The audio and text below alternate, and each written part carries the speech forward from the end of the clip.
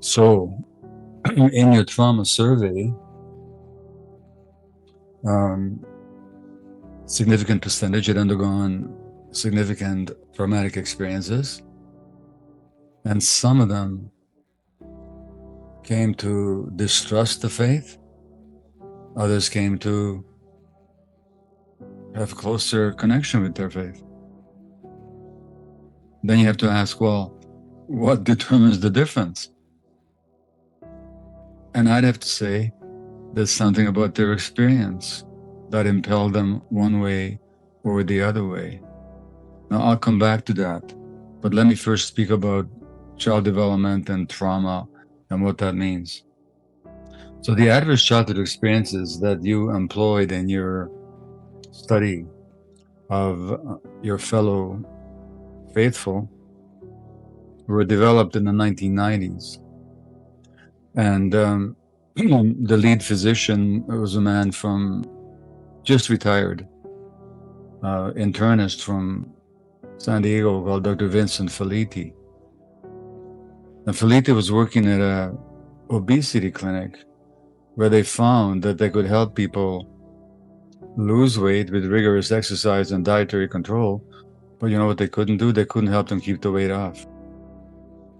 And then Felitti did something quite unusual for a medical doctor. He actually started listening to his patients. And he learned from them. They said, what do you think we're doing? We're stuffing down our pain. And that's what impelled the adverse childhood experiences studies. And they defined adverse childhood experiences as physical or sexual or emotional abuse, a parent dying, a parent being jailed, a parent being mentally ill, a parent being addicted, violence in the family, a divorce, or neglect. And for each of these ACEs, or adverse childhood experiences, the risk of addiction went up exponentially, the risk of mental illness went up, the risk of autoimmune disease went up, the risk of sexually transmitted disease goes up, everything goes up. Malignancy, which impels us to ask what's going on here. Well, what's going on here is that from a scientific point of view, as distinct from the mainstream medical point of view, unfortunately, mind and body can't be separated. And what happens to us emotionally has an impact on our physiology. Now, to those 10 adverse childhood experiences, we also need to add at least 2 more. And one of them is at least mentioned in your study, which is racism. Racism is also a traumatic event. And you show that in your study. Now, what it all comes down to is that human beings aren't separable from their physical. Mind and body can't be separated. The emotions can't be separated from our physiology. And the individual cannot be separated from their social and emotional environment. And if we're going to be open-minded about it, we have to recognize that there's also to human beings this spiritual aspect. This would not be a surprise to anybody listening to me right now. But in the modern world, we split all these things apart as if they were different realms of human experience. Actually, they're not. And indigenous teachings, in North America, for example, there's the concept of the medicine wheel, which has got 4 quadrants. Our bodies, our minds, including our emotions, our social relationships, and our connections to spirit.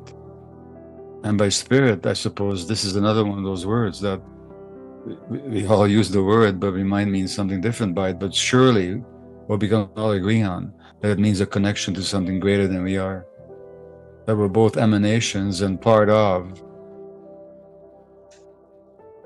something ineffable, something great. We're not just separate little discrete little individuals running around with our individualistic agendas.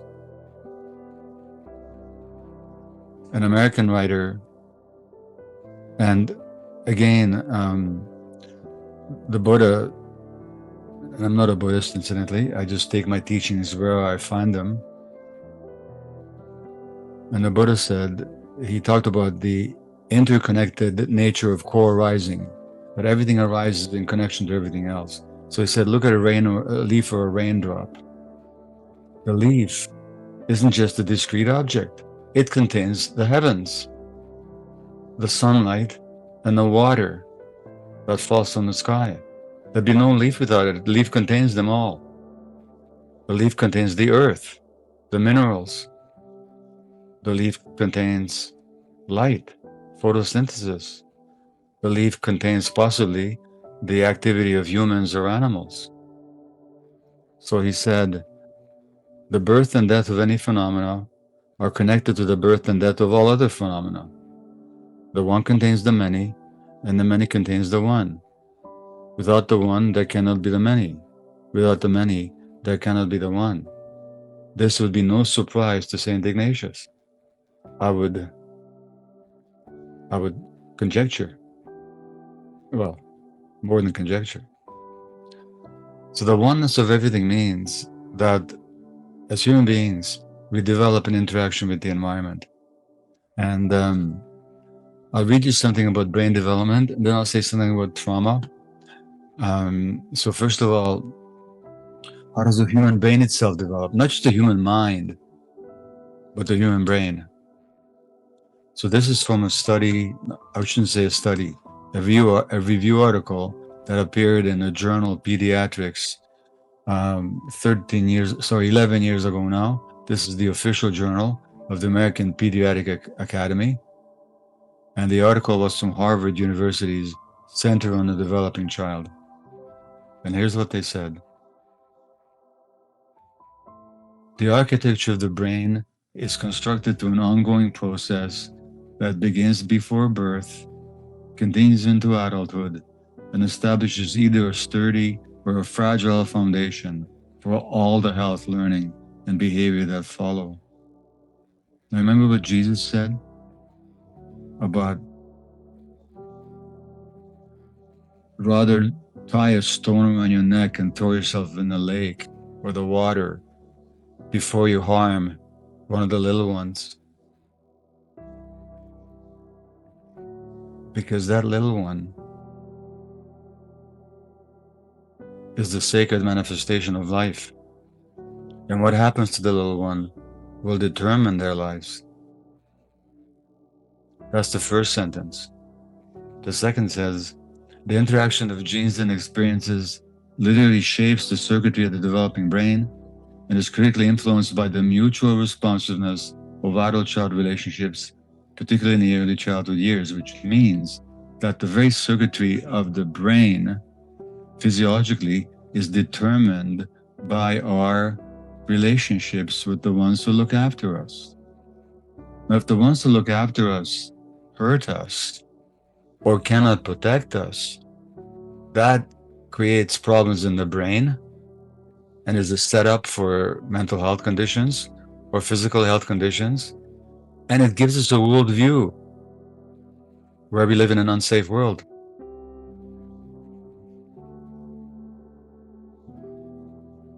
And so this is where trauma comes in. So this is important to understand. Those adverse childhood experiences are not the trauma. They are the traumatic events that cause the trauma. But trauma is a wound that you sustain internally. It's not what happens to you, it's what happens inside you as a result of what happens to you. So in my case, my trauma as a Jewish infant under Nazi-occupied Hungary for the first year of my life was not that my mother was stressed and terrified, as she well might have been. And here's a quote I'm going to give you. The child is very open and can feel the pain and suffering going on in its immediate environment. Some wounds don't bleed. They live in silence. In the moments a child sobs in the dark and no one comes. In the way a parent looks away when their child is angry, scared, or just too much. There doesn't have to be abuse. No screaming, no violence. Just the absence of what should have been there. A warm hand, a soft voice, a face that says, "I see you." Over time, the child begins to believe, "My feelings are wrong. I'm too much. I have to earn love." So they shut down. They adapt.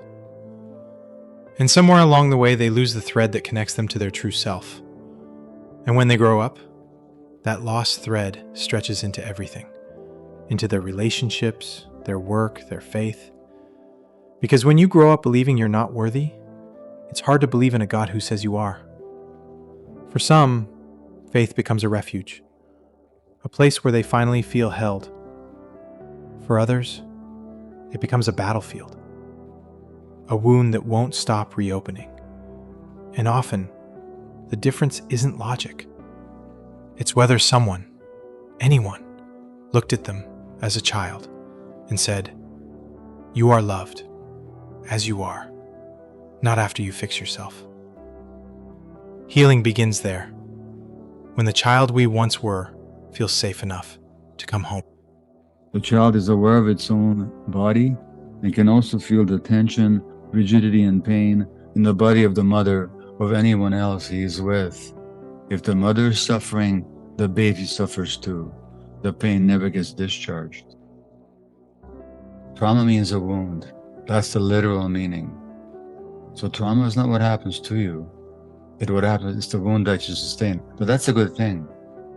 Because if trauma is what happened to you, the fact that I was given up by my mother to a total stranger when I was 11 months old to save my life, if that was the trauma, nothing can be done about it. It happened. It'll never not have happened. If the trauma that happened to some of the participants in your study was that they were sexually abused, it's over. They were. It'll never not have happened.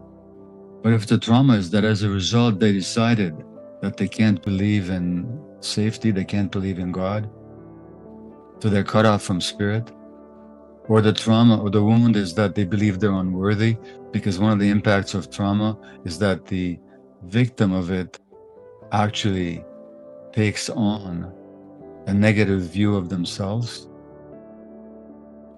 So then I have to justify my existence. Does any of God's children need to justify their existence? Isn't their existence the justification for their existence? But traumatized people tend to think they have to prove their value because they're not worthy. And children can be traumatized or wounded in two ways. One is when bad things happen to them that shouldn't have, and those are the adverse childhood experiences that your study investigated in your congregations. But children can also be wounded, not just by bad things happening to them that shouldn't have happened. They can also be wounded by the good things not happening that should have happened. Now, for example, children have a need to experience all their emotions. Our brains are wired for emotion. That's how we're born. Whether you have a creation story that you follow, or whether you believe in evolution, or whether you believe that really the creation story does not exclude evolution, but however you understand it, the way we are, the way we're created, we have brain circuits for all kinds of emotions, including joy and curiosity and playfulness and fear and grief and anger and connection and love. And all of these brain circuits we share with other mammals, and they're essential for survival. So one of the needs of the child is that they should be able to experience expressed and have accepted and validated all their emotions, including anger, including grief. But what happens in a family where children are not being hurt as such, where there's no adverse childhood experiences, but the parents simply can't connect with the child? They can't abide the child's emotions. They feel threatened by it, or they're too stressed to notice and to attune with and to validate the child's emotions. That child will shut down their emotions so that they can belong to the parents, because they get the message that if I'm truly myself with all my emotions, I'm not acceptable. And I can't afford not to be acceptable because that's necessary for my life. So that child is wounded and they get disconnected from themselves. Well, let me tell you about myself and my relationship to God. I was a militant atheist. I mean, an angry atheist most of the time growing up, because I was smart enough to know. I'm speaking of my own subjective process here.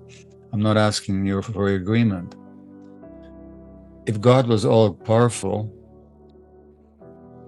they said God was all good, all powerful, and all knowing, omniscient, omnipresent, and omnipotent, and good. Well, if God was good, he couldn't know everything, could he? And he couldn't be omnipotent. Otherwise, Auschwitz wouldn't have happened. And my grandfather, whose pen I have in my hand, he used to chew on this. He was a doctor and a writer, like his grandson, would not have perished in the fires of Auschwitz if God was all good. Or if God was good, he couldn't be all-knowing. If he was all-knowing and good, he couldn't be omnipotent. But why was I angry? I might have had that logical belief, and I had that belief very early, that this God picture that they're selling to me can't be correct. But why was I angry? I was angry because I really wanted to believe. I really wanted a connection with God. I really wanted a connection with Spirit, with this all-encompassing goodness that created or is immanent in this universe of ours. But the picture of God they were trying to convince me of just didn't allow me to believe in that. That's why I was angry, because I so badly wanted to. So I've come to a very different terms with it now. I'm just saying that those childhood traumas can really affect our faith, whatever the faith happens to be, and our connection to that faith, and our connection to the institutions that administer that faith. So, I could say so much more about trauma, but again, let me emphasize, it's not what happens to people, it's not the knock on the head, it's the concussion.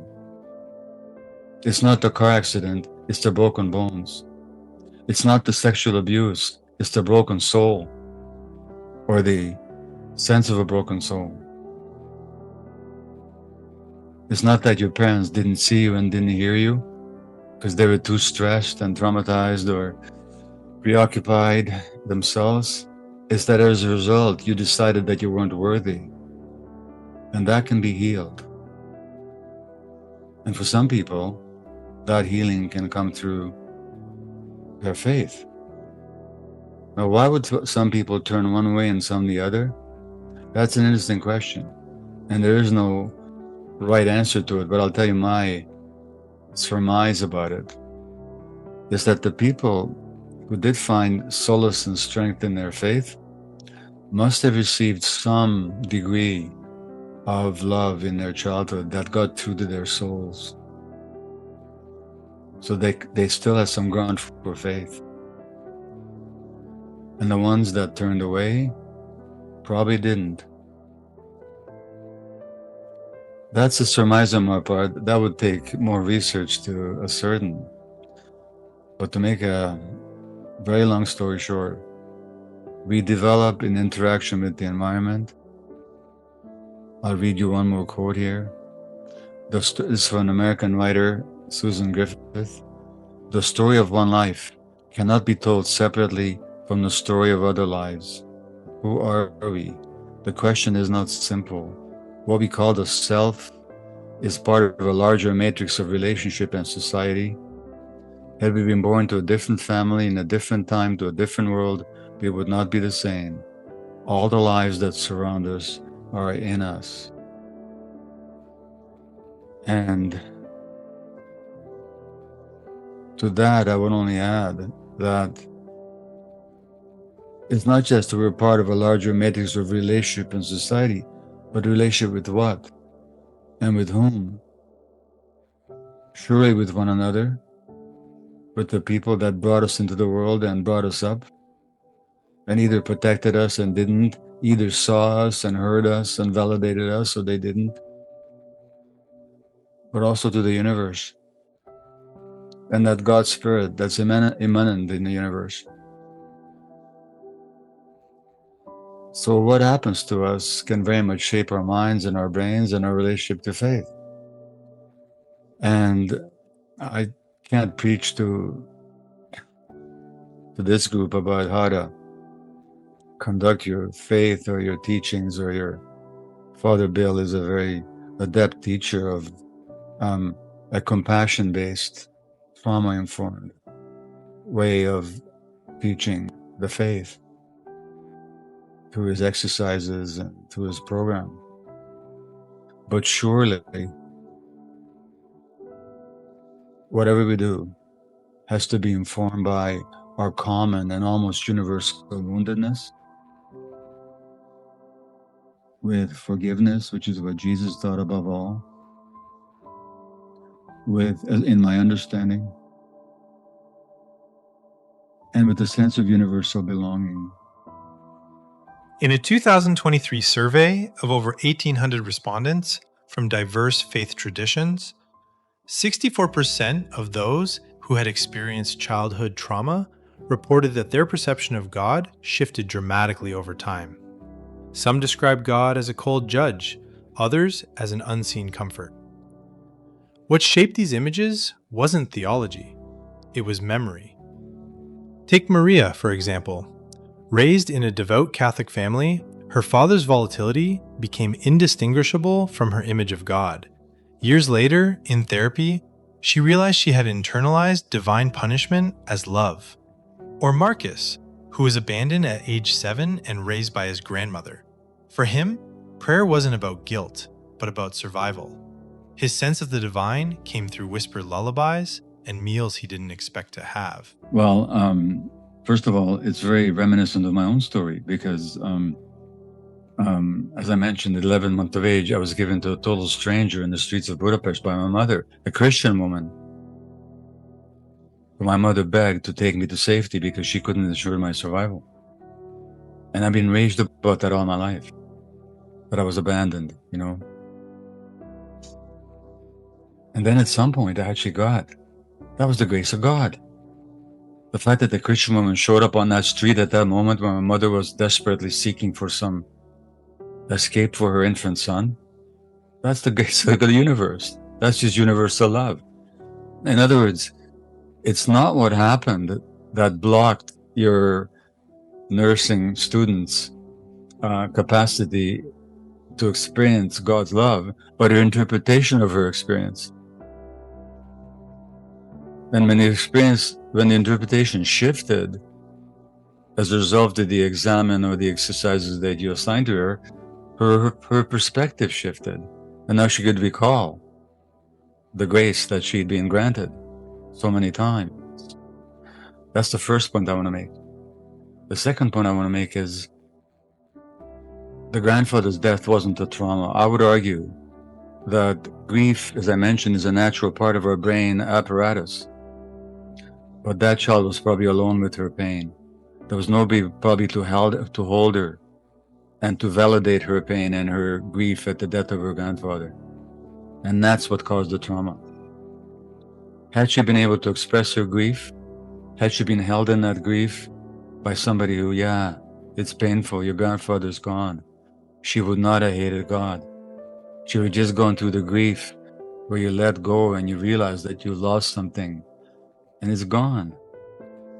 So it's that lack of holding. I would argue, the nurse is not here, we can't ask her, but I bet your bottom dollar that if I asked her, who would you speak to about your grief and what kind of response did you get, you'll find that she was left alone with it.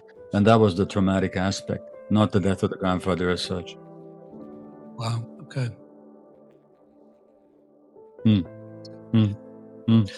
Absolutely. And loss. Yeah. Because Right. Yeah.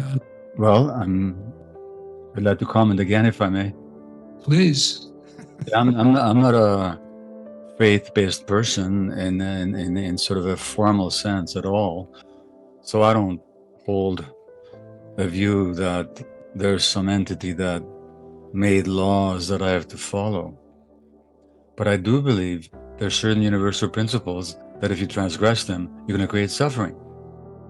So when it comes to sexuality, it's not a question of not for me at least, of a stern entity telling me what I'm allowed to do and what I'm not allowed to do. But there's reality, that there's certain principles or laws of the universe. If I transgress, I'm going to create suffering for myself or others. Now, if you look at the teachings on sexuality, for me, it's not about rules. For me, it's about what creates suffering and what doesn't. And intimacy means the innermost. And really, you can't get more innermost than through the sexual contact in the physical sense. But it is an emotional aspect as well. And very often, sex in this society is practiced completely without regard for the emotional aspect.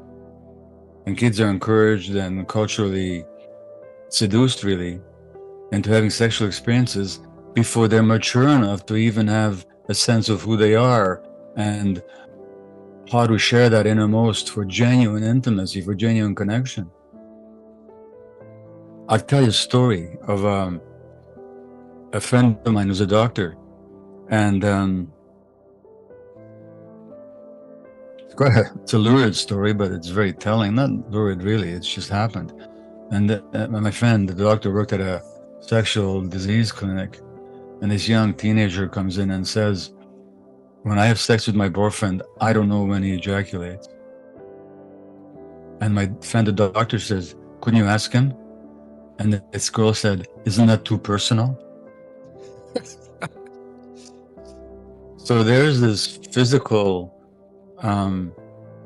penetration and intermingling of two bodies without any sense of safety or genuine intimacy, genuine connection.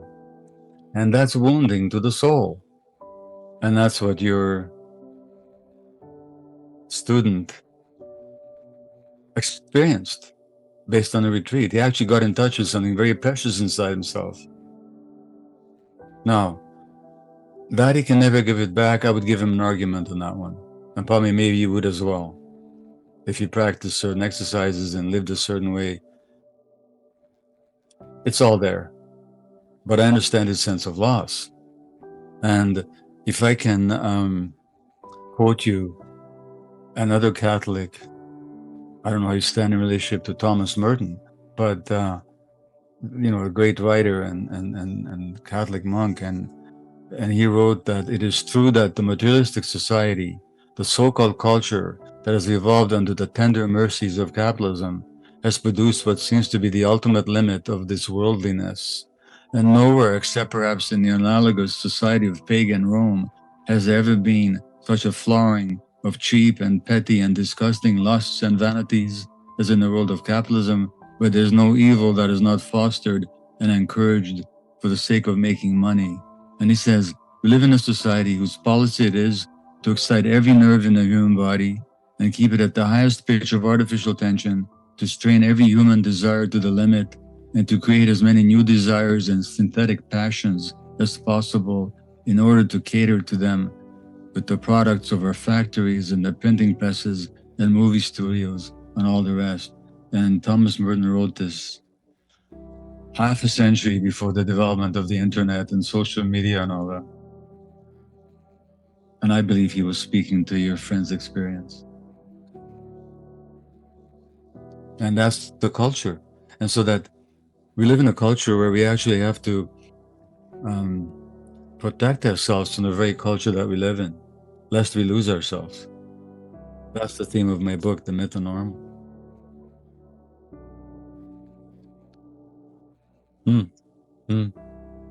Yes. Yeah, I'll tell you two stories. One is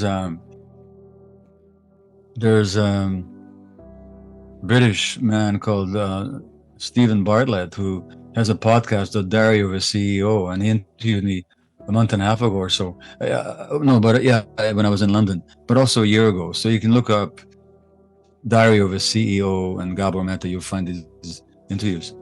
Stephen Bartlett was a young black man in London, or I should say in England, whose ambition was to become a millionaire by the time he was 24 years old, and he did it. And that's when he found out he wasn't happy at all. And there's another story I can tell you of a well-known NBA player who contacted me a couple of years ago. He's still playing, and at some point, his team won the NBA championship. And he contacted me because he said, I thought if only I had that championship ring, I'd be happy. But I'm not happier than I ever was. And so what I gleaned from those two stories is that sometimes it's disease or failure or some setback or crisis that wakes us up. But sometimes it's success. Because when we get it, we find that inner emptiness. And was it Blaise Pascal who said that inside every human being there's a God-shaped hole? Well, that hole will never be filled by anything from the outside. So that's the first point. The second point is that you're quite right. My trauma, which is the belief that I wasn't worthy, made me a very successful doctor. Because it means I was a workaholic, available to everybody all the time. Because every moment the beeper went, it proved that I was wanted and worthwhile, which is the hole that trauma caused inside me, that lack of self-belief and sense of lack of, like, I'm not a child of God who belongs here. And now that made me successful. So worldly success is very often trauma-driven.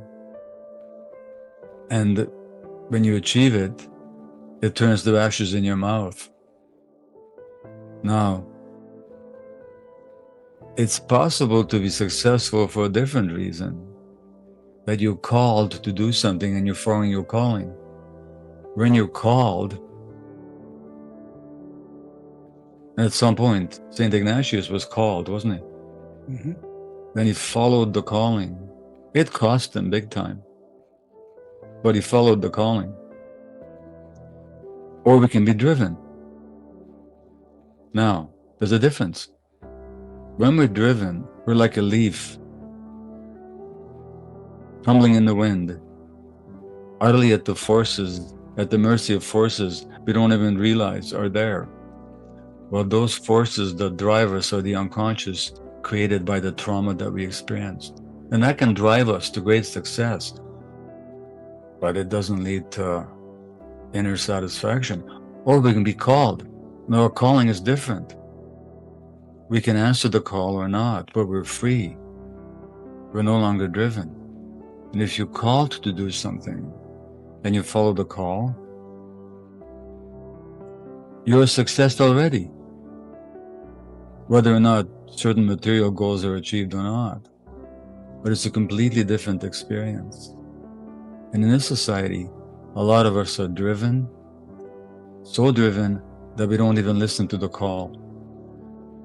That silent little voice that the Bible talks about. And that was my experience.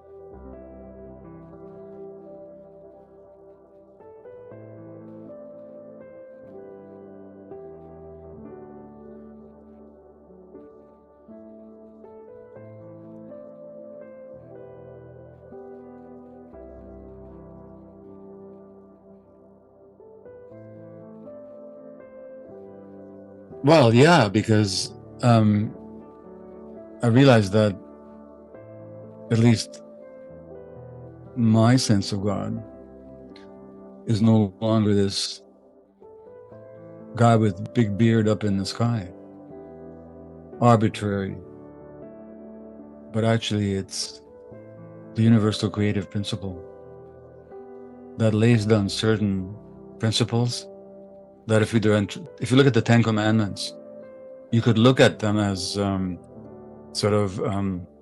rules laid down by an authority figure. But looked at another way, you could also see them as these guidelines. If you follow them, you're going to find satisfaction and a sense of belonging. And if you transgress them, you're going to create suffering. And that's immanent in the universe. It doesn't require from me a personalized figure who writes the laws on stone tablets, but it's just the how it isness of things. So in other words, I gave up the God that I was quarreling with